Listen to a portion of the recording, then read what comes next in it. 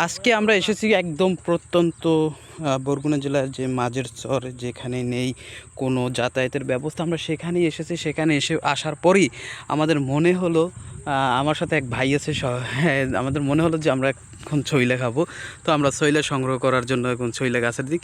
কিন্তু দেখেন এই যে একটা বক কি সুন্দর, সে কিন্তু এই যে গাছের উপরে যে লতা পাতা রয়েছে এইখান থেকে পোকা খাচ্ছে। আল্লাহ সবার রিজিক যে যেভাবে চলে সেভাবে রিজিক তৈরি করে দিয়েছে।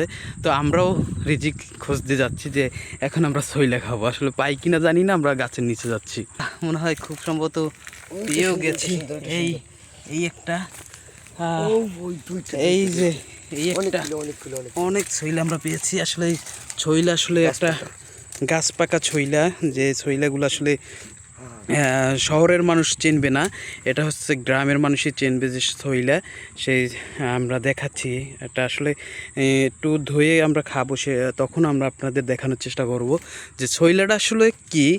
এটা হচ্ছে একদম নদীর পাড়ে গাছগুলোতে আসলে এই ছইলাগুলো হয়ে থাকে এবং অনেক ছইলা রয়েছে এই গাছে। আমি আসলে দেখাচ্ছি যে খেয়ে তারপর এটার ভিতরে কেমন দেখাবো।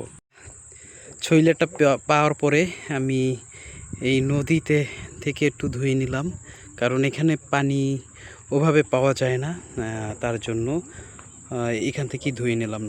দর্শক, এতক্ষণ আমি ক্যামেরার পিছিয়ে ছিলাম, এখন সামনে আসলাম, কারণ এখন আমি ছইলাটা খাবো আর আপনাদের দেখাবো। এই যে ছইলা আসলে এই নদীর পাড়েই, বিষখালী নদীর পাড়ে আমরা ছইলাটা পেয়েছি, গাছ থেকে পড়েছে পেকে, এবং ছইলাটা এখন আমরা খাবো। হ্যাঁ, খুব দারুণ, বুঝাতেই পারবো না কি এক্সাইটেড, যে কত বছর পর ছইলা খাবো, দেখাবো। অবশেষে আমরা কিন্তু এই গ্রামে এসে এক বাড়ি থেকে এই ভাইয়ের মাধ্যমে আমরা কিন্তু যে লবণ মরিচ সেটাও সংগ্রহ করে ফেলছি, কিন্তু এখন খাওয়ার অপেক্ষায়। কিন্তু এই দেখেন একদম মধ্যে অনেক দামি ফল। ভাই একটু ভাঙ্গেন, কেমন দেখতে আমরা দেখবো না? সুন্দর, খুব দেখলেই মানে মনে চায় যে খেতে, অনেক রসালো খাবার, পুরাই টস টস একদম। এই ধরো, আমি অবশেষে কিন্তু হাতে পেয়েছি, আমিও খাবো। তুমি খাবা?